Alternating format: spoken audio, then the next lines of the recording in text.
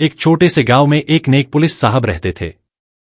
दौलत की कोई कमी नहीं थी, मगर औलाद की नेमत से हमेशा महरूम रहे। 3 शादियां की, लेकिन किसी भी बीवी के घर औलाद नहीं हुई। पुलिस साहब इस गम में घुटते रहते थे। वह सोचते, शायद मुझमें ही कोई कमी है। अगर औलाद नहीं हुई तो मेरी यह दौलत किसके काम आएगी? मेरी नस्ल का क्या होगा? एक दिन पास के गांव से एक पत्रकार उनके पास काम के सिलसिले में आया। बातचीत के दौरान पुलिस साहब ने अपने दिल का दर्द बयान किया। पत्रकार ने उन्हें एक अल्लाह वाले बुजुर्ग का जिक्र किया और कहा, वे बड़े दयालु हैं। उनके पास एक बड़ा फल का दरख्त है। वह फल को दम करते हैं और जो लोग वह फल खाते हैं, अल्लाह की रहमत से उनकी मुराद पूरी होती है। आपको वहां जाना चाहिए। यकीन है, आप खाली हाथ नहीं लौटेंगे। पुलिस साहब की आंखों में उम्मीद की चमक लौट आई। अगले ही दिन वह उस बुजुर्ग के पास पहुंच गए। खुले मैदान में एक झोपड़ी थी और वहां एक विशाल दरख्त खड़ा था। झोपड़ी के अंदर बुजुर्ग अल्लाह की इबादत में मशगूल थे। पुलिस साहब ने उनके सामने अपनी तकलीफ रखी। बुजुर्ग ने दरख्त से 3 फल तोड़कर दिए और कहा, इन्हें अपनी तीनों बीवियों को खिला देना। अल्लाह पर भरोसा रखो। पुलिस साहब खुशी खुशी घर लौट आए। उन्होंने तीनों बीवियों को एक एक फल दे दिया। 2 बीवियों ने वह फल तुरंत खा लिया, लेकिन तीसरी बीवी ने फल रख दिया। तभी एक नेवला कहीं से आया और फल को झूठा करके चला गया। कुछ देर बाद तीसरी बीवी ने वही फल खा लिया। 1 महीने बाद तीनों बीवियां उम्मीद से हो गईं। 9 महीने बाद 2 बीवियों ने खूबसूरत बेटों को जन्म दिया, लेकिन तीसरी बीवी ने एक अजीबोगरीब दिखने वाले बेटे को जन्म दिया। उसका चेहरा इंसानी कम, जानवरों जैसा ज्यादा लगता था। पुलिस साहब रहकर सदमे में आ गए। वह फिर से बुजुर्ग के पास पहुंचे और रोते हुए कहा, मेरी 2 बीवियों ने तो सुंदर बेटे को जन्म दिया, मगर तीसरी बीवी के बेटे का चेहरा ऐसा क्यों है? बुजुर्ग ने कुछ देर आंखें बंद कीं, फिर कहा, तुम्हारी तीसरी बीवी ने वह फल खाया जिसे एक नेवला ने झूठा किया था, इसलिए उसका असर ऐसे ही हुआ है। तुम्हारा बेटा छोटा रह जाएगा, मगर याद रखना, वह बहुत बुद्धिमान और खास होगा। पुलिस साहब रहते भारी मन से घर लौट आए। जब गांव वालों ने उस बच्चे को देखा तो वे भी हैरान रह गए। कोई उसे नाम से नहीं बुलाता था। सब उसे नेवला बेटा कहने लगे। पुलिस साहब का बड़ा बेटा और मां छोटे भाई को हमेशा अपने साथ रखते थे। अब जब तीनों बेटे जवान हो गए थे तो सबसे छोटा बेटा, जिसका नाम नोएला था, अपने दोनों बड़े भाइयों के साथ नौकरी की तलाश में जाने की सोचता था। एक दिन उसने पुलिस साहब से कहा, अब्बा, मैं भी बड़ा हो गया हूं, मैं भी खुद से काम कर सकता हूं। पुलिस साहब मुस्कुराए और बोले, बेटा, तुम अभी छोटे हो, तुम्हारी कदकाठी इतनी नहीं है कि कोई तुम्हें काम पर रखे। मगर नेवला ने हार मानने की बजाय जिद करना शुरू कर दिया। अंततः पुलिस साहब ने कहा, ठीक है, तुम भी जाओ, लेकिन ध्यान रखना कि तुम छोटे हो। दोनों बड़े बेटे नौकरी की तलाश में निकल पड़े, लेकिन नेवला उनके पीछे पीछे चलने लगा। रास्ता बहुत लंबा था और गर्मी बहुत तेज थी। दोनों भाइयों को बहुत प्यास लगी थी और बहुत देर तक पानी की तलाश करते रहे। फिर उन्हें दूर एक नारियल का पेड़ दिखा, लेकिन पेड़ ऊंचा था और दोनों भाई चढ़ने में असमर्थ थे। तभी पीछे से आवाज आई, भाई, मैं आ रहा हूं। नेवला ने पेड़ पर चढ़कर ढेर सारे नारियल तोड़े और दोनों भाइयों को प्यास बुझाने के लिए दे दिए। दोनों भाइयों ने नेवला का धन्यवाद किया और कहा, अगर तुम न होते तो हम पानी के बिना ही रहते। आगे बढ़ते हुए उन्हें एक पेड़ दिखा जिसकी शाखाओं पर कांटे लगे हुए थे। अब दोनों भाई फिर से असमर्थ थे। वे शर्मिंदा थे, लेकिन नेवला ने उन्हें फिर से मदद दी। उसने कांटे वाली शाखाएं तोड़कर दोनों भाइयों के लिए फल इकट्ठा किए। यह देखकर दोनों भाइयों ने फिर से उसे शुक्रिया अदा किया और कहा, तुमने हमें एक बार फिर बचा लिया। नेवला को एक दिन यह एहसास हुआ कि उसने जो कुछ भी किया वह उसे किसी काम का नहीं बना सका। वह खुद भी बहुत छोटी कद का था और किसी ने भी उसे नौकरी नहीं दी। उसे किसी व्यापारी के पास काम की तलाश में भेजा गया। व्यापारी ने सोचा कि एक छोटा लड़का मुफ्त में काम करेगा, तो उसे अपने घर के कामों के लिए रख लिया। रईस आदमी ने बताया कि उसकी पत्नी का निधन हो चुका है और उसे अपने बेटे की देखभाल करने के लिए किसी को चाहिए। नेवला ने अपने दिल से पूरी कोशिश की कि वह उस बच्चे के साथ अच्छे से व्यवहार करे, लेकिन वह बच्चा बहुत शरारती था और उसे तंग करता रहता था। कई बार तो नेवला को चोटें भी आईं। एक दिन जब रईस वापस आया, उसने नेवला से अपने बेटे के बारे में सुना तो वह बहुत खुश हुआ। उसने कहा, मुझे खुशी है कि तुमने मेरी मदद की, लेकिन मेरे बेटे के साथ तुमने जो किया वह बहुत समझदारी का था। हालांकि नेवला को महसूस हुआ कि उसके साथ कभी अच्छा नहीं हुआ। रईस ने उसकी मेहनत की सराहना तो की, लेकिन उसकी खुद की स्थिति बदलने की उम्मीद नहीं दिख रही थी। उसने मन में ठान लिया कि वह इस परिस्थिति को बदलने के लिए कुछ करेगा। एक दिन उस रईस के 2 नंबर के कामों के बारे में पता चला और उसने धीरे धीरे उसके शरारती बच्चे को अपने काबू में कर लिया। वह जैसे जैसे कहता बच्चा वैसे वैसे करता। एक दिन बच्चों को बहुत जोरों से भूख लगी। नेवले भाई ने कहा कि पहले तुम अपने पिता का सारा खजाना बताओ तो तुम्हें खाना मिलेगा। बच्चा भूख से तड़प रहा था और उसने भूख के मारे अपने पिता का सारा खजाना किस जगह है वह बता दिया। दूसरे दिन फिर नेवले भाई ने उसे बच्चों के साथ ऐसा ही किया, क्योंकि वह रईस आदमी उसे 2 नंबर के खजाने को एक जगह नहीं रखता। उसने घर के कई हिस्सों में रखा हुआ था। दूसरे दिन जब बच्चे को बहुत जोरों से भूख लगी तो निवाले भाई ने उससे कहा कि पहले तुम मुझे यह बताओ कि तुम्हारे पिता ने और खजाने को कहाँ रखा है, तो मैं तुम्हें खाना दूंगा, और अगर तुमने खाना खाया तो पानी नहीं दूंगा, और तुमने पानी पिया तो तुम्हें खाना नहीं दूंगा। इस तरह से नेवले भाई ने उस बच्चे पर पूरी तरह से काबू कर लिया और उसके पिता का सारा खजाना के बारे में पता कर लिया। उसे रईस के आंगन में एक सूखी घोड़ी पड़ी थी जो बहुत ही कमजोर और बेबस लग रही थी। नेवले भाई ने जैसे जैसे उस रईस का खजाना निकाला, उस घोड़ी को आटे के साथ सारे पैसों को खिला गया। जब भी वह खजाना निकलता तो आटे के साथ उसको मिलाकर घोड़ी को सारा सोने का सिक्का मिला देता। इस तरह से नेवले भाई ने उस रईस आदमी का सारा माल घोड़ी को खिला दिया और कहने लगा कि मालिक, अब मुझे घर जाना है। मुझे अपने घर की और माँ बाप की बहुत याद आ रही है। उसे रईस आदमी ने कहा कि ठीक है, तुम जा सकते हो। बदले में अगर तुम्हें कोई मुझसे इनाम या कोई भी जरूरत हो तो तुम मांग सकते हो। नेवले भाई ने कहा, मुझे बस यह आपकी सूखी घोड़ी चाहिए जो आपके भी किसी काम की नहीं है, और आपको भी इससे छुटकारा मिल जाएगा। रईस आदमी ने खुशी खुशी उसे घोड़ी को नेवले को दे दिया। नेवला घोड़ी लेकर अपने घर की तरफ जाने से पहले उसने सोचा, दोनों भाइयों को भी साथ लेकर चलता हूं। एक साथ आए थे तीनों भाई, एक साथ तीनों भाई घर जाएंगे तो माँ बाप भी बहुत खुश होंगे। नेवला भाई उन दोनों अपने भाइयों को तलाश करते हुए उनके पास पहुंच गया। अपने तीनों भाइयों के साथ चल पड़ा। नेवले के भाइयों ने उसकी बहुत मजाक उड़ाई। उसने कहा कि इतने दिन काम करने के बाद तुमने बस एक सूखी सड़ी हुई घोड़ी ही ली है। पर नेवला यह सब उनकी बातें सुनता रहा, एक कान से सुनता और एक कान से उड़ा देता।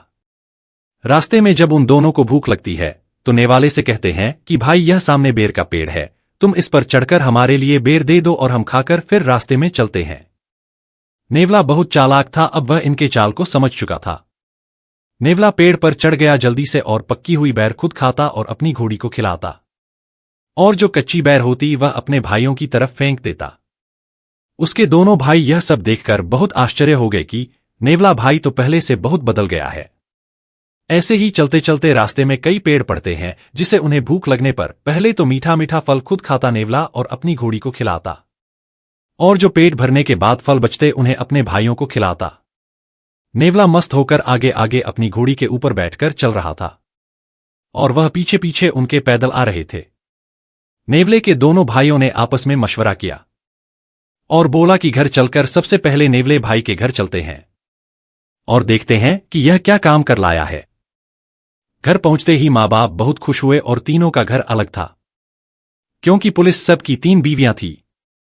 इसलिए पुलिस साहब ने तीनों का मकान अलग अलग बनवाया ताकि तीनों में लड़ाइयां ना हो। घर आने के बाद गांव वाले भी इन्हें देखने के लिए आए थे। काफी लोग इकट्ठा हो गए। जब नेवला अपनी घोड़ी को लेकर घर में दाखिल हुआ तो मोहल्ले वाले देखकर उस पर बहुत हंसने लगे और कहने लगे कि इतने दिन में तुमने बस एक सूखी सी घोड़ी लाया है। नेवले ने अपनी मां से कहा, मां, पूरे घर की सफाई करवाओ और कुछ हाफिज-ए-कुरान बच्चों को बुलाओ और कुरान खानी करनी है। उसकी मां ने कहा, यह सब क्या है कि आते ही तुम कुरान खानी की बात कर रहे हो। उसकी बात का कोई तवज्जो ना होता। फिर कुछ पल बाद नेवले ने कहा कि माँ हाफिज ए कुरान बच्चों को बुलाओ और घर की सफाई करवाओ। बहुत बार कहने के बाद लोगों ने उसकी माँ को यह समझाया कि एक बार इसकी बात मानकर तो देखो यह क्या कहना चाहता है। नेवले की माँ ने घर की पूरी सफाई करवाई और कुछ हाफिज ए कुरान बच्चों को बुलाया और एक डंडा लिया और बच्चों को बोला कि अब जोर जोर से पढ़ना शुरू कर दो। जैसे ही जोर जोर से बच्चे पढ़ना शुरू किया, नेवले ने घोड़ी को डंडे से मारना शुरू कर दिया। जैसे ही एक डंडा मारा, घोड़ी ने एक सोने का सिक्का निकला। लोग देखकर हैरान हो गए। तो उसने 2 डंडे और मारे। घोड़ी को 2 डंडे पड़ने पर घोड़ी ने 2 और सिक्के निकाले। लोगों को अपनी आंख पर यकीन नहीं हो रहा कि नेवले ने यह कौन सी सोने का सिक्का देने वाली घोड़ी लाया है। नेवले ने बच्चों से कहा और जोर जोर पढ़ो। बच्चे और जोर जोर से पढ़ने लगे और घोड़ी को और जोर जोर से मारने लगा। जितना जोर से मारता उतने ज्यादा सोने के सिक्के निकालते। नेवले के भाई यह सब मंजर देखकर आश्चर्यचकित हो गए कि यह घोड़ी मिल जाए हमें तो हम तो मालामाल हो जाएंगे, पूरी जिंदगी बैठकर खाएंगे। दूसरे दिन नेवले के भाइयों ने नेवले से कहा कि भाई तुम हमें यह अपनी घोड़ी दे दो। नेवले ने कहा बेशक ले लो, पर इसके बदले जो तुमने कमाकर पैसे लाया है वह सब मुझे देना पड़ेगा। दोनों भाई इस लालच में आकर अपना सारा कमाया हुआ पैसा नेवले को दे दिया कि हम घोड़ी से तो इससे कई गुना ज्यादा वसूली कर लेंगे। जब दोनों भाई अपने घर घोड़ी को लेकर गए तो घर में कुछ हाफिज ए कुरान बच्चे बुलाए और उसके सामने घोड़ी को खड़ा करके डंडे से मरने लगे। शुरू में तो उसने 2-4 सिक्के निकाले। सिक्के खत्म हो जाने की वजह से अब कोई सिक्का नहीं निकल रहा था। दोनों भाई परेशान होकर दूसरे दिन घोड़ी लेकर नेवले के घर पहुंच गए और बोला यह अपनी साड़ी सूखी हुई घोड़ी अपने पास ही रखो। नेवले की मां बहुत बीमार रहने लगी थी। घर में काम करने वाला कोई न था। पुलिस साहब ने अपने बच्चों की शादी करने की अब सोची। 2 बेटों की शादी तो उन्होंने कर दी। दोनों की बीवियां बहुत खूबसूरत थी। नेवले से शादी करने के लिए कोई तैयार न था, क्योंकि उसका कद देखकर कोई भी रिश्ते वाले इस रिश्ते के लिए तैयार ना होते। नेवले की मां बहुत परेशान रहने लगी। नेवले ने अपनी मां से दिलासा देते हुए कहा कि मां जो किस्मत में है वह होना ही है। दोनों के घर बहुएं खाना बनाती थी, पर नेवले के घर कोई खाना बनाने वाला ना था। नेवला खुद खाना बनाता। पहले दिन तो खाना बनाते बनाते नेवले ने सारा खाने को जला दिया। रात होते ही नेवला और उसकी मां सो गए। सुबह देखा तो घर में झाड़ू लगे हुए थे, बर्तन भी धुले हुए और कपड़े भी धुले हुए और खाना भी बना हुआ था। नेवला और उसकी मां यह सब मंदिर देखकर बहुत आश्चर्यचकित हो गए। नेवले ने सोचा चलो जिसने भी किया अच्छा किया, आज का दिन तो गुजर गया। दूसरे दिन फिर सुबह सवेरे जैसे ही नेवला उठना है तो देखा है घर के सारे काम पूरे हो चुके हैं, खाना भी बना हुआ है। नेवला बहुत परेशान होने लगा यह बात सोचकर कि आखिर हमारे घर कौन आता है और सारे कामों को करके चला जाता है। नेवला तीसरे दिन रात को जगता है यह सोचकर कि आज मैं नहीं सोऊंगा, आज मुझे यह जानकर रहना है कि हमारे घर कौन आता है और सारे काम करके चला जाता है। जैसे ही आधी रात गुजरती है, नेवले ने देखा कि जिस कमरे में घोड़ी रहती है उस कमरे का दरवाजा खुलता है और एक शयाह रोशनी कमरे से बाहर दिखाई देती है। देखते ही देखते खूबसूरत सी लड़की उसे कमरे से निकलती है और रसोई की तरफ जाने लगती है। नेवला जल्दी से उठकर आता है और उस लड़की से कहता है तुम कौन हो। नेवले की आवाज सुनकर लड़की भागने की सोचती है, पर भाग नहीं पाती। नेवले ने उसका हाथ पकड़ लिया। लड़की ने नेवले से बोला मैं वही लड़की हूं जिसे तुमने अपने मालिक के घर से घोड़ी के रूप में लाए हो। मैं एक हाफिज ए कुरान लड़की हूं। मैंने बहुत से लोगों को इस्लाम कबूल करवाया है। इस वजह से हमारे मोहल्ले में एक संत बाबा रहते थे जो मुझसे बहुत जला करते थे और उसे बाबा ने मेरे ऊपर ऐसा जादू किया कि मैं लड़की से घोड़ी में तब्दील हो गई। फजर के टाइम में मैं अपने असली रूप में आ जाती हूं। मुझे एक अल्लाह वाले ने यह कहा है कि तुम अपने असली रूप में तभी आ सकती हो जब तुम्हारी शादी हो जाए और तुम अपने शहर के साथ उस साधु बाबा का खात्मा कर दोगी। नेवला यह सब सुनकर उस लड़की पर उसको बहुत तरस आया और नेवले ने कहा क्या तुम मुझसे शादी कर सकती हो। लड़की ने कहा मैं अपनी असली रूप में अभी हूं, पर सुबह 4 बजने के बाद मैं फिर से घोड़ी में तब्दील हो जाऊंगी। कौन करेगा मुझसे शादी, कोई नहीं मानेगा। तुम्हारा घर परिवार वाले भी नहीं मानेंगे। नेवले ने उसको यकीन दिलाया कि तुम बस यकीन रखो मुझ पर। सुबह होते ही नेवला घोड़ी को लेकर घर के आंगन में आया और अपने माँ बाप अपने भाइयों को भी बुलाया। नेवले ने बोला कि माँ मैं इस घोड़ी से निकाह करना चाहता हूँ। सब लोग सुनकर नेवले की बात सुनकर हंसने लगे और बोले यह बस इसी लायक है कि एक घोड़ी से ही इसका निकाह हो सकता है। सबके मना करने के बावजूद नेवले ने अपनी जिद के आगे उस लड़की से निकाह करने के लिए सबको तैयार कर लिया। निकाह करने के बाद नेवला घोड़ी को लेकर इस साधु बाबा के किले पर गया, जहां वह जादुई करतब करता था। नेवला और घोड़े पहुंचकर उस साधु का बड़ी मुश्किल से खत्म करते हैं। जैसे ही साधु का खात्मा होता है, लड़की अपने असली रूप में आ जाती है। नेवला देखकर उसे बहुत खुश होता है, पर नेवले की बेइज्जती उसे लड़की को बर्दाश्त नहीं होती, जो लोग देखकर उसके ऊपर हंसते हैं, उसके छोटे कद का मजाक उड़ाते हैं। वह लड़की नेवले को लेकर उसी अल्लाह वाले बाबा के पास जाती है और उनसे फरियाद करती है कि लोग मेरे शहर के ऊपर बहुत हंसते हैं, तो मुझे यह बहुत बुरा लगता है, मुझसे बर्दाश्त नहीं होता। मैं चाहती हूं कि यह इज्जत और मुकाम पाए, जिससे लोग इसे समझें और इसकी कद्र करें।